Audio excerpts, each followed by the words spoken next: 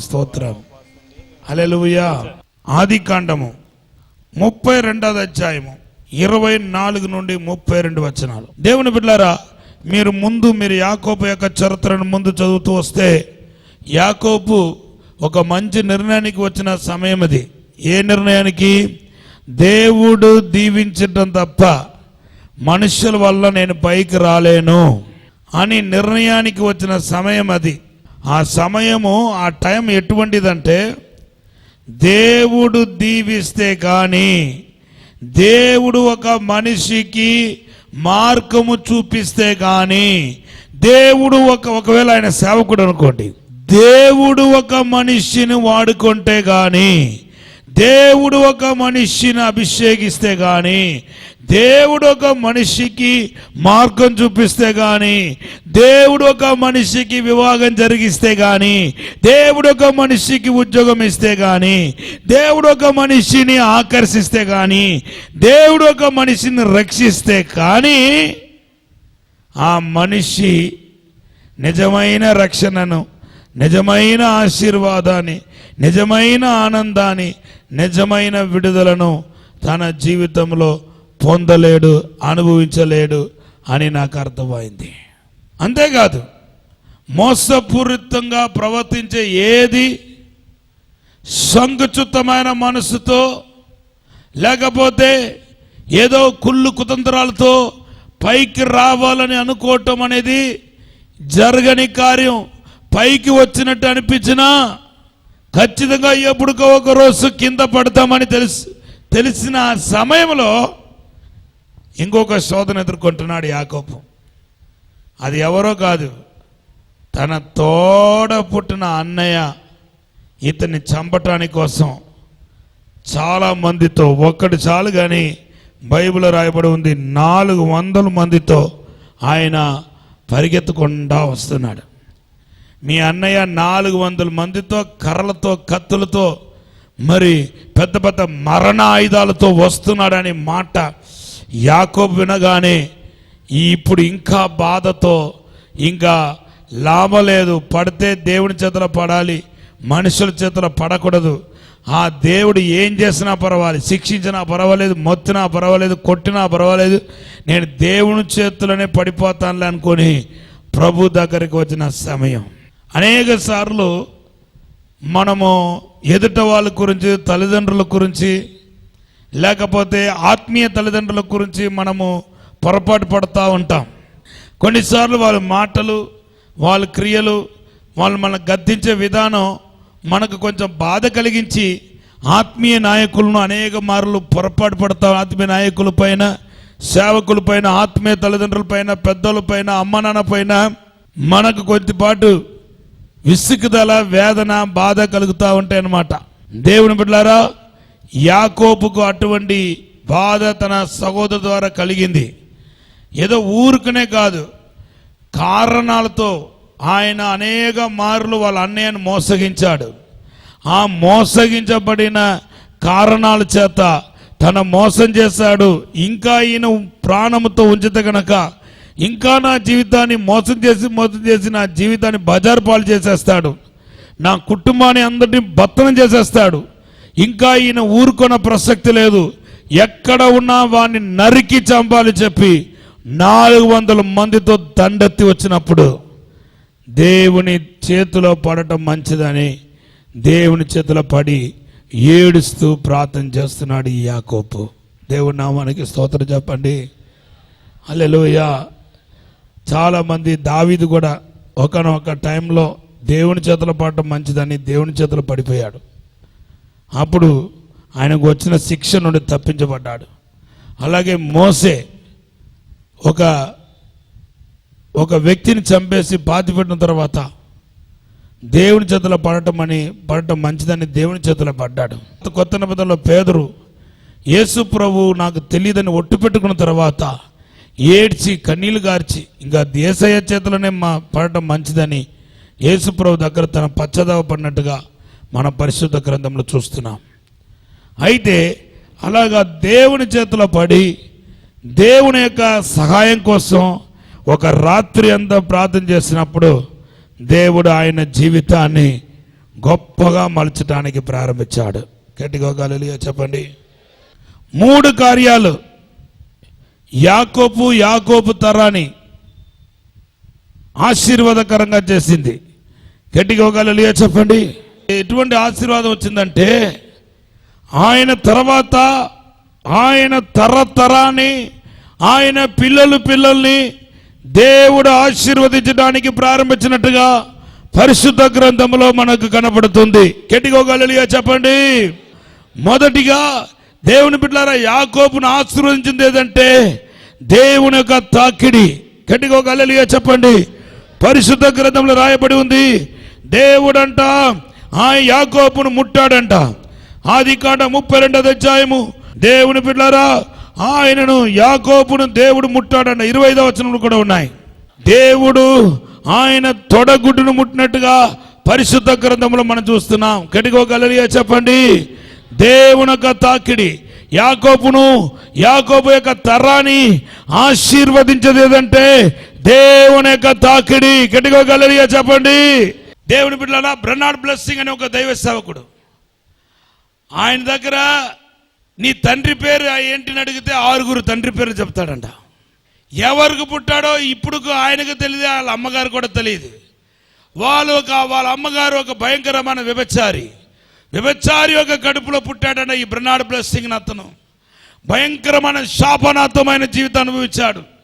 వాళ్ళ అమ్మగారి ప్రవక్తన, వాళ్ళ అమ్మగారి యొక్క జీవితం, ఆ యొక్క ప్రవక్తని చూసి దేవుని బిడ్డలారా, ఒక నరగంధకుడుగా, ఒక రౌడీ షీటర్గా, గ్లోబల్ లెవెల్లో ఒక పెద్ద పేరు మోసిన మాఫియాగా తయారవ్వాలనుకున్నాడంట.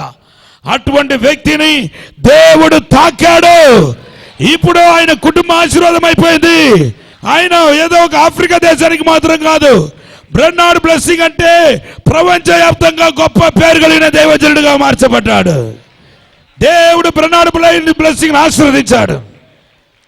అక్కడి చరిత్ర మారిపోయింది. గట్టిగా హల్లెలూయా చెప్పండి. కారణం దేవుని యొక్క తాకిడి. ఈ రోజు నుండి దేవుని యొక్క తాకిడి మీ జీవితంలో అనుభవించిన గాక, మీ అడుగున దేవుని యొక్క తాకిడి మీరు అనుభవించిన గాక, దేవుని యొక్క వెలుగును అనుభవించిన గాక. What made Jacob became the great person? Not only Jacob, the whole generation blessed by Jacob. Whole generation. He is a cheater. ఆయన మోసగాడు. Number 2, the reason is voice of God. దేవుని స్వరం విన్నాడు. మోసగాడి చెవుల్లో దేవుని స్వరం మారుమ్రోగాడి మోసాలని పోయింది. రాతికుండ పోయి మాంసకుండ వచ్చింది. హల్లెలూయా. నాట్ ఓన్లీ దాట్, దేవుడు ఆయనే ఆశీర్వాదానికి మూలముగా చేసేసాడు. ఆశీర్వాదం ఆయన ఉత్పత్తి అవటానికి ప్రారంభించింది. గట్టిగా హల్లెలూయా చెప్పండి. దేవుడు యాకోబును ఆశీర్వదించాడని రాయబడి ఉంది. గట్టిగా హల్లెలూయా చెప్పండి. God blessed Jacob. Today the same blessing is going to come upon you. We have better covenant, better blessings through Jesus Christ. యేసు క్రీస్తు ద్వారా మనకు యాకోబు కంటే శ్రేష్టమైన ఆశీర్వాదాలు ఉన్నాయి, శ్రేష్టమైన దీవెనలు ఉన్నాయి. Jacob never heard about the New Testament blessings.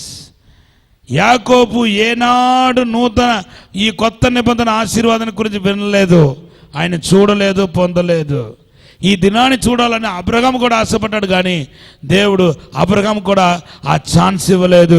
Thank God. అల్పులము నీచులమైన అన్య జనాంగాన్ని మనలను దేవుడు వేరు చేసి తన రక్తంలో కడిగి, యేసు ప్రభువు తన రక్తంలో కడిగి ఆయన ద్వారా అబ్రహాముకు పిల్లలుగా చేశాడు. So we have better covenant, better blessing, better than Jacob. యాకోబు కంటే శ్రేష్టమైన ఆశీర్వాదాలు నీకు ఉన్నాయి. నంబర్ 4 ఏంటంటే చూడండి, ఆయన అంటున్నాడు 30వ వచనం, face to face I saw God. Visitation of God, visitation of God. దేవుడు దర్శించే అనుభూతి. మోసగాని కుటుంబంలో పుట్టిన వ్యక్తిని కుటుంబ చరిత్ర బాగలేని వ్యక్తిని, చరిత్ర లేని వ్యక్తిని, సాక్ష్యం లేని వ్యక్తిని ఇంత గొప్ప ఆశీర్వాదకరంగా చేసింది ఏంటంటే దేవుని దర్శించటం. ఇది 4వ అంశం. హల్లెలూయా. 5వది ఏంటంటే ఆశీర్వాదాన్ని, జ్యేష్ఠత్వ హక్కును పొందుకున్నాడు. గట్టిగా హల్లెలూయా చెప్పండి. ఆదికాండం 27:36. నంబర్ 5 జ్యేష్ఠత్వం, బర్త్ రైట్. యేసుక్రీస్తులో జన్మించిన తర్వాత మనం కొత్తగా జన్మించే అనుభవానికి వస్తున్నాం. Born again experience. Born again ఎక్స్పీరియన్స్లో అడుగుపెట్టిన ఆ క్షణంలో మనం ఏమవుతున్నామంటే మనము తండ్రికి బిడ్డలు అవుతున్నాము. హేస్ దేవుని యొక్క వారసత్వం అయిపోతున్నాము. అప్పుడు మనకు వచ్చే ఆశీర్వాదాలు కొలతలేని ఆశీర్వాదాలు అయిపోతుంది. మరి నా జీవితంలో ఎందుకు నేను అనుభవించలేకపోతున్నానంటే నీకు తెలియక ఇబ్బంది పడుతున్నావు. నువ్వు ఎప్పుడైతే దేవుని నుండి జ్యేష్ఠత్వ ఆశీర్వాదాన్ని పొందుకుంటావో ఆ క్షణంలోనే నువ్వు గొప్పవాడైపోతున్నావు. గట్టిగా చెప్పండి. ఈ 5 నీ జీవితంలో ఈరోజు ఇంప్లిమెంట్ కాబోతున్నాయి పరిశుద్ధాత్మ దేవుడి ద్వారా. మొదటిగా దేవుని యొక్క తాకిడి, రెండవదిగా వాయిస్ ఆఫ్ గాడ్, దేవుని యొక్క స్వరం, మూడవదిగా గాడ్స్ బ్లెస్సింగ్, 4వదిగా విజిటేషన్ ఆఫ్ గాడ్, దేవుని యొక్క దర్శనం. 5 ఏంటంటే బర్త్ రైట్, జ్యేష్ఠత్వాన్ని అనుభవించబోతున్న సమయం వచ్చేసింది. గట్టిగా హల్లెలూయా చెప్పండి.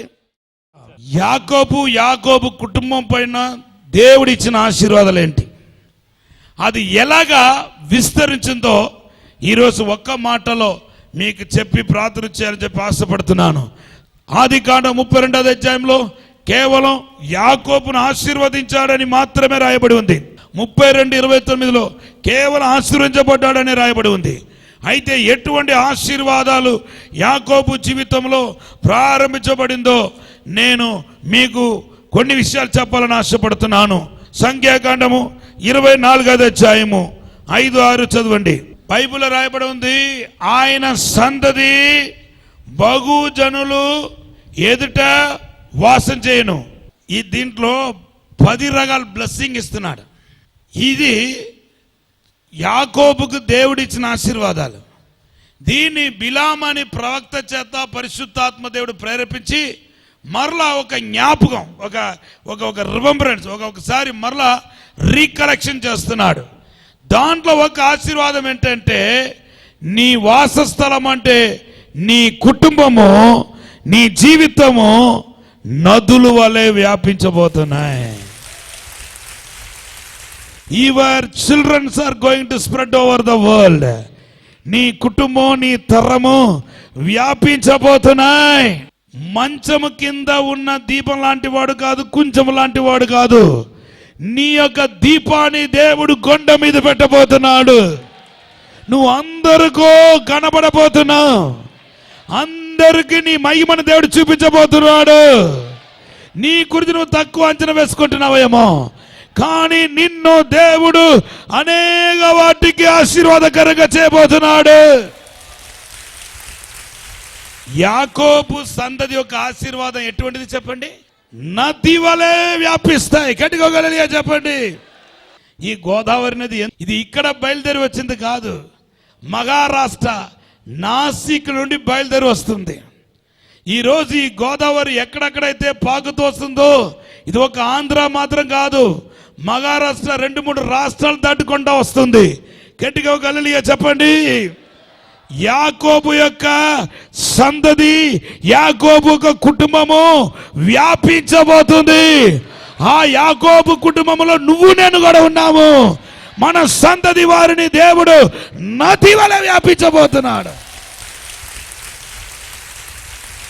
ఇప్పుడు ఎదుర్కొంటున్న సమస్యలు శాశ్వతం కాదు. ఇది నీ లైఫే కాదు, రాబోతున్న వాటి వైపున మనసు పెట్టు. అవి నీకు ఆశీర్వాదకరంగా మారబోతున్నాయి. నీకు మేలు జరగబోతుంది. నువ్వు వ్యాపిస్తావు నది వలె. నది వల్ల నువ్వు వ్యాపించబోతున్నావు అని పరిశుద్ధాత్మ దేవుడు చెప్తున్నాడు. నీ ఆత్మీయ బిడ్డలు వ్యాపిస్తారు, నీ కడుపుల కన్న బిడ్డలు వ్యాపిస్తారు, నీతో జాయిన్ అయిన వాళ్ళందరూ వ్యాపిస్తారు. మీరు వ్యాపించబడిన గొప్ప జనాంగంగా దేవుడు చేయబోతున్నాడు. ఇది నా మాట కాదు.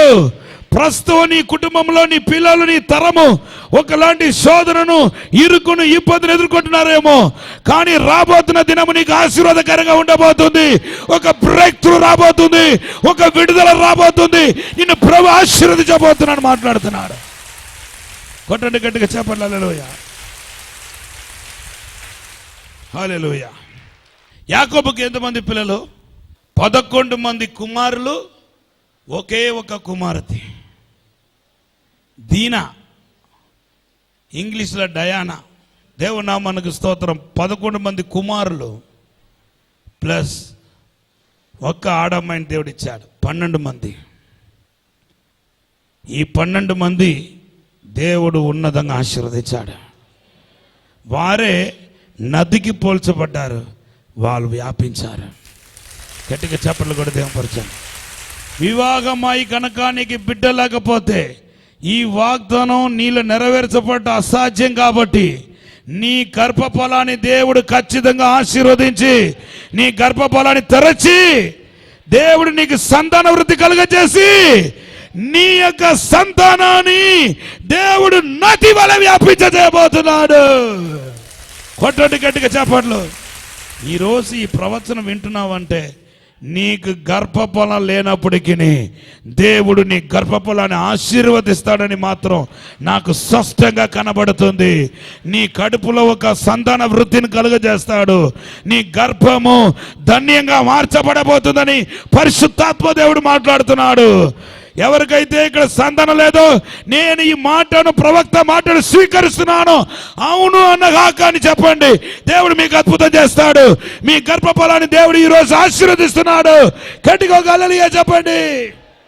ప్రపంచమంతా ఈ నది ఎలా వ్యాపించిందో ఆదికాండం 32వ అధ్యాయము 32:28 చదవండి.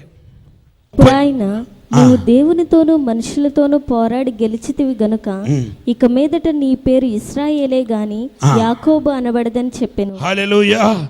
దేవుడు ఆయన జీవితాన్ని మార్చిన తర్వాత ఆయనకు పుట్టిన కుమారుల గురించి వివరణ ఉంది. ఆదికాండం 35వ అధ్యాయము 23-26 చదవండి. ఆదికాండం 35:23-26.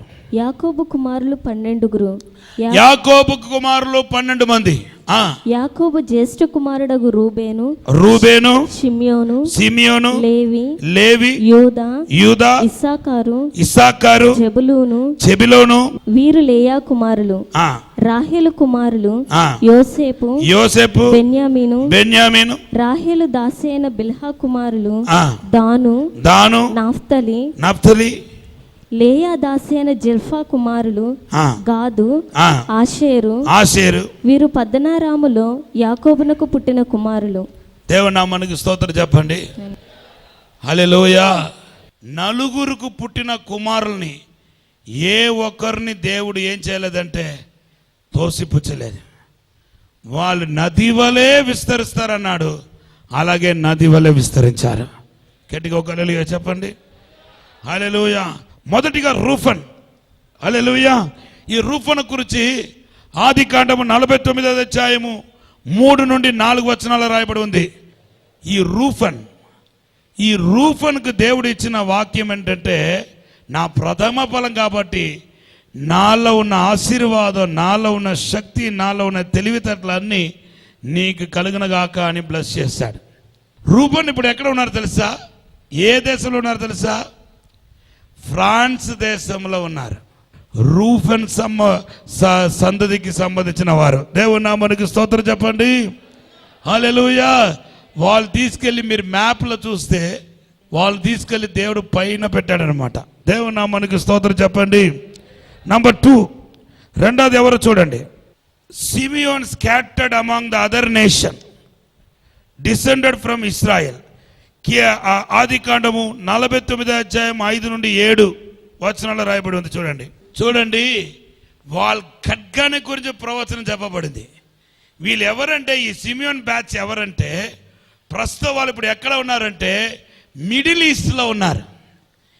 ఇస్రాయెల్ దేశం కాకుండా మిడిల్ ఈస్ట్లో ఉన్న ఖడ్గం పట్టుకుని తిరుగుతున్నారు. చూసారా ఇప్పుడు ఎవరు? ఉగ్రవాదులు, ఇరాన్, ఇరాక్, ఆ మిడిల్ ఈస్ట్లో ఉన్న వాళ్ళందరూ ఖడ్గం పట్టుకొని తిరుగుతున్న వాళ్ళందరూ వాళ్ళు ఖడ్గాన్ని బ్లెస్ చేశాడు. ఈ రోజు దాకా వాళ్ళు ఖడ్గాన్ని పట్టుకొని విడిచిపెట్టట్లేదు. హల్లెలూయా, హల్లెలూయా. వాళ్ళు మిడిల్ ఈస్ట్కి సంబంధించిన వాళ్ళు అనమాట. ఈ సిమియోన్ అని పిలువబడుతున్న వాళ్ళు దేవుడు వారిని కూడా ఆశీర్వదించాడు. కాబట్టి వాళ్ళకి ఏ సోర్స్ లేకపోయినా ఈరోజు ఆయిల్ ద్వారా, పెట్రోలియం ద్వారా ఆ కుటుంబం అంతా దీవించబడుతుంది. గట్టిగా చప్పట్లు కొట్టి దేవపరచండి. హల్లెలూయా. మూడవది లేవి, ఆదికాండం 49:5-7. ఈ యొక్క లేవి కుటుంబంలో పుట్టిన వాళ్ళు కొంచెం మంది ఏం చేశారంటే క్రాస్ అయ్యారన్నమాట. మిశ్రమ జాతి వల్ల అయ్యారు.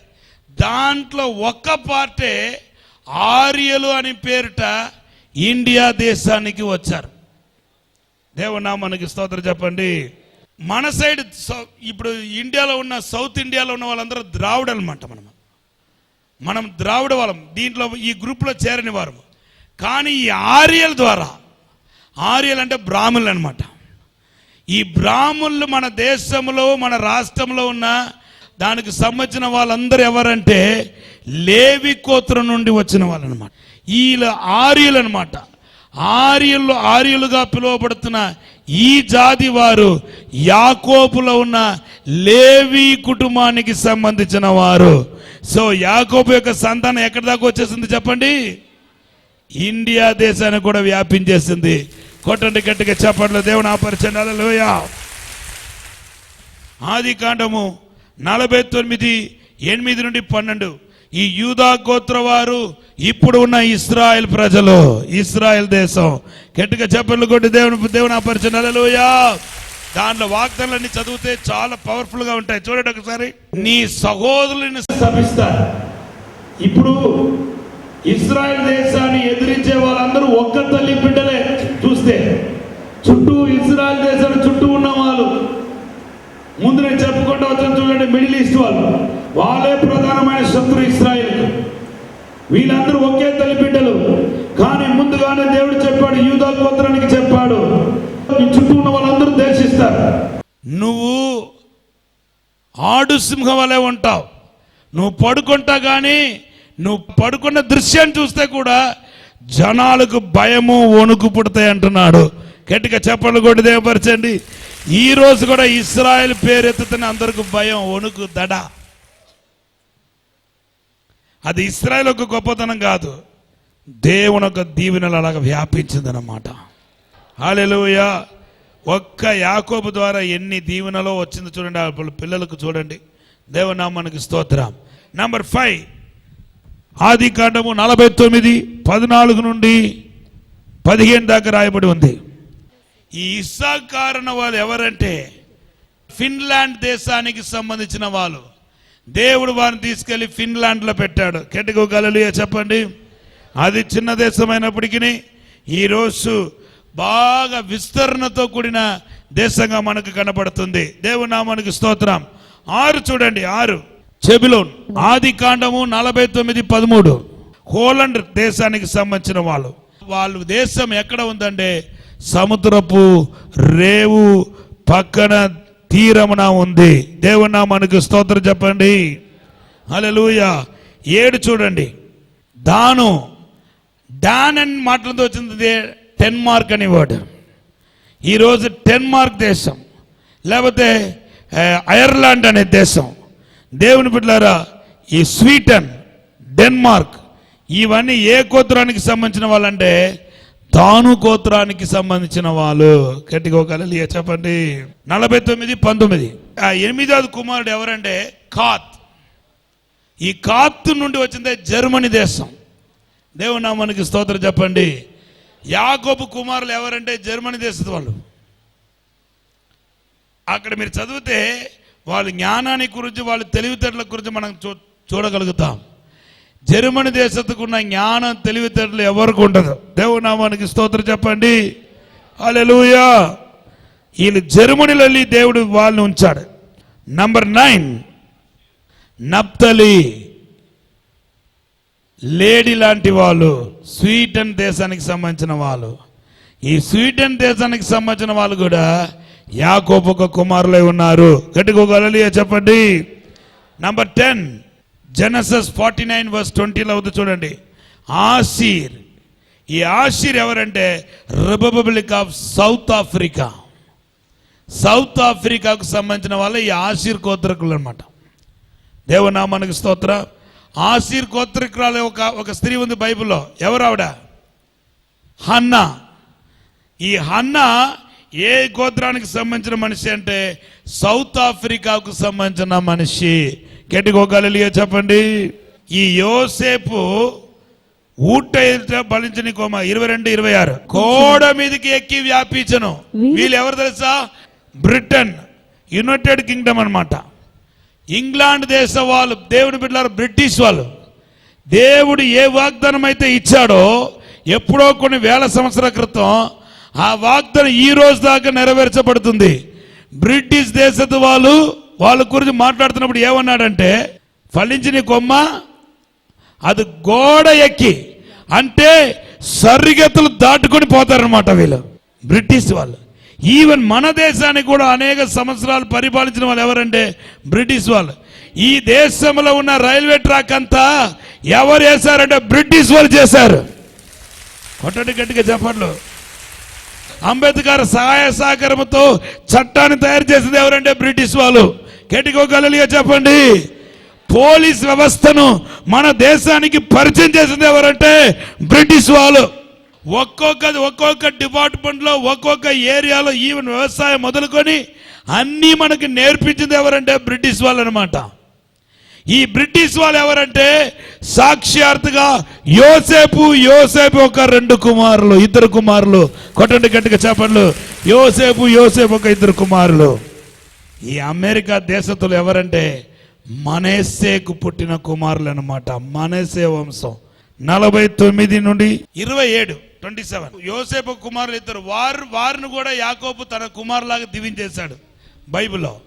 సో ఆ యోసేపు కుమారు ఒక అతను ఇబ్రాహీం, ఇంకొక అతనేమో మనస్సే. ఈ మనస్సే ఎవరంటే యునైటెడ్ స్టేట్ అమెరికాలో ఉన్న వాళ్ళు అనమాట. గట్టిగా ఒక హల్లెలూయా చెప్పండి. ఈ బెంజమిన్ గురించి బైబిల్లో 27. బెన్యామీను చీల్చినట్టి తోడేలు, అతడు ఉదయమందు ఎరను తిని అస్తమయమందు దోపుడు సొమ్ము పంచుకొనును. ఇది దేవుని బిడ్డలారా ఆఫ్రికా వాళ్ళ ఒక భాగాన్ని చూపిస్తుంది. ఆఫ్రికాలో 2 భాగాలు ఉన్నాయి. దాంట్లో ఒక్క భాగాన్ని చూపిస్తుంది. దేవుని నామానికి స్తోత్రం. ఒక్క భాగం ఎవరంటే నోవాకు శపించిన వాళ్ళే ఆఫ్రికా దేశంలో ఉన్న ఒక్క భాగం. మరి ఒక భాగం ఎవరంటే బెంజమిన్ అని పిలువబడుతున్న బెన్యామిన్ గోత్రపు వాళ్ళు అనమాట. హల్లెలూయా. ఇప్పుడు మనం ఎవరు అంటే మనలనే దేవుడు అన్నిలో అన్నాడు.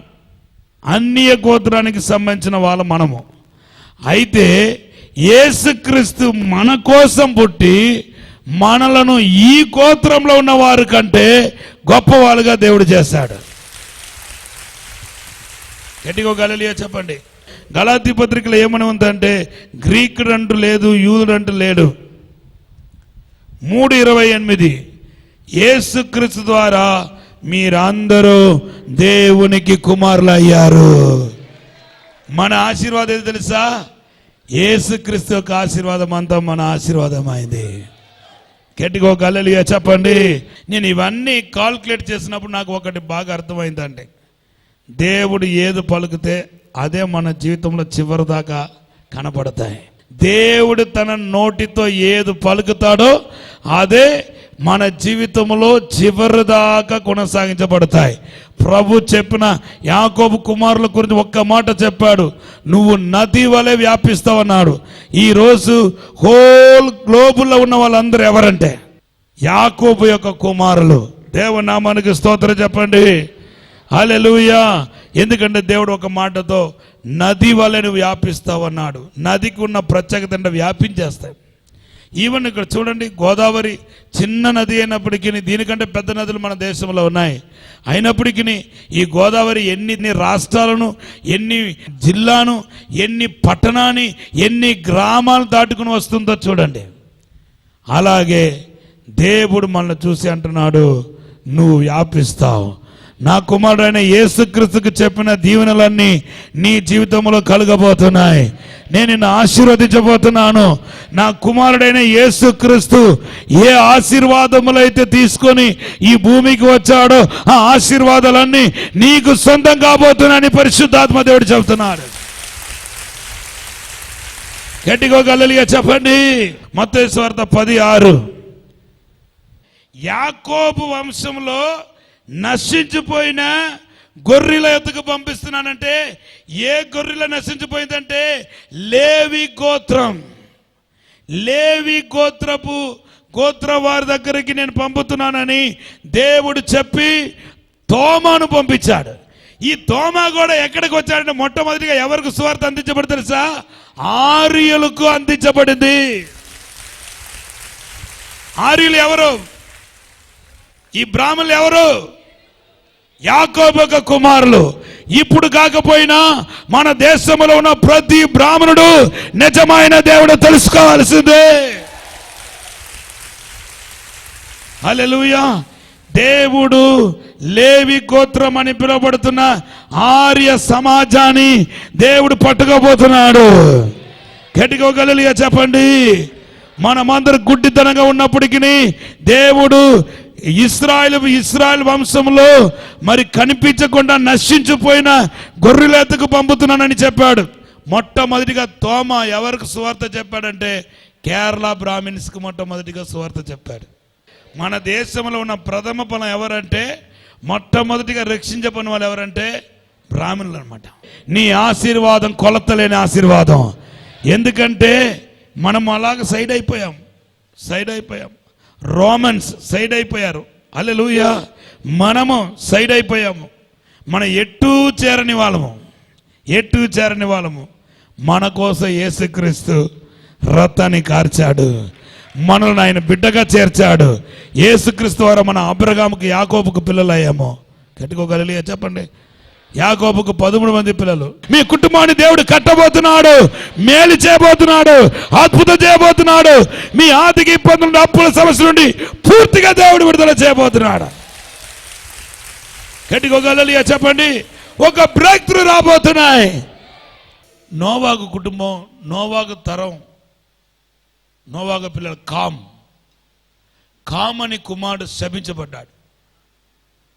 ఆ శపించబడిన 2 పిల్లలు ఆఫ్రికా సంబంధించిన వాళ్ళు నిజంగా శాపనార్థంగానే జీవించారు.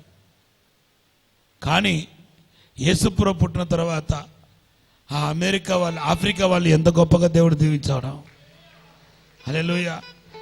ఆఫ్రికా దేశం నుండి ఈరోజు టీబీ జోసు అని దైవ సేవకుడు దేవుడు లేపాడు. మన తరంలో గొప్ప దైవ సేవకుడు బ్రన్నాడు బ్లెస్సింగ్ అని దైవ సేవకుడు లేపాడు. ఇంకా గొప్ప వాళ్ళు ఆఫ్రికా వాళ్ళు ఉన్నారు. వీళ్ళందరూ యేసు ద్వారా ఆశీర్వదించబడిన వాళ్ళే. మనకు శ్రేష్ఠత్వ ఆశీర్వాదం రాలేదు, కానీ మనకి ఈ ఆశీర్వాదం యేసుక్రీస్తు ద్వారా మనకు ఆశీర్వాదం వచ్చింది.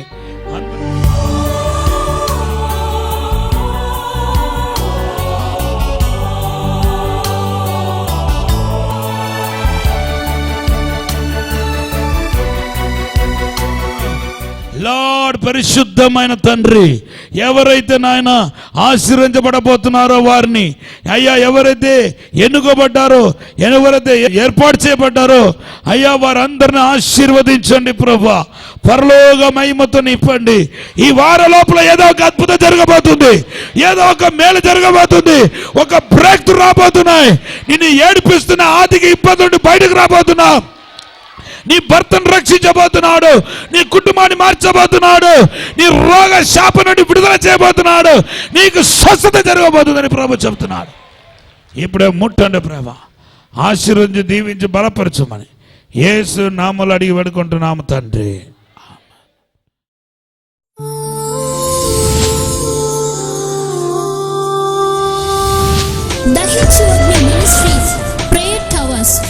రాజమండ్రి, హైదరాబాద్, విజయవాడ, విశాఖపట్నంలో పరిశుద్ధాత్ముని ప్రేరేపణతో దైవజనులు డాక్టర్ థామస్ గారిచే ప్రారంభించబడిన ఈ ప్రేయర్ టవర్స్ సమయం ఉదయం 8 గంటల నుండి రాత్రి 8 గంటల వరకు. మీ సమస్యలు ఎటువంటివైనా మీ కొరకు భారంగా ప్రార్థించుటకు పరిశుద్ధాత్మ అనుభవం కలిగిన మా ప్రార్థన యోధులు సిద్ధముగా ఉన్నారు. సంప్రదించండి. రాజమండ్రిలో సెల్ 8019166668. హైదరాబాద్లో సెల్ 9494940074 విజయవాడలో సెల్ 903-222-4646. విశాఖపట్నంలో cell 903-222-7676.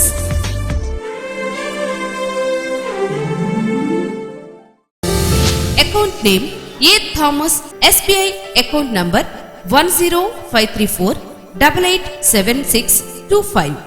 IFS code SBIN 0001980. State Bank of India, APPM branch, Rajamandri. Our address, Dr. Thomas, Dahichuagni Ministries, door number 20-1-1/3, Tumbalava, Nataraj Theatre, Rajamandri, pin 533105, East Godavari District, Andhra Pradesh, India. నీవు పుట్టకపోతే రక్షణయే లేదు, నీవు రాకపోతే ఆదరణయే లేదు. ఆదరణ దైవమా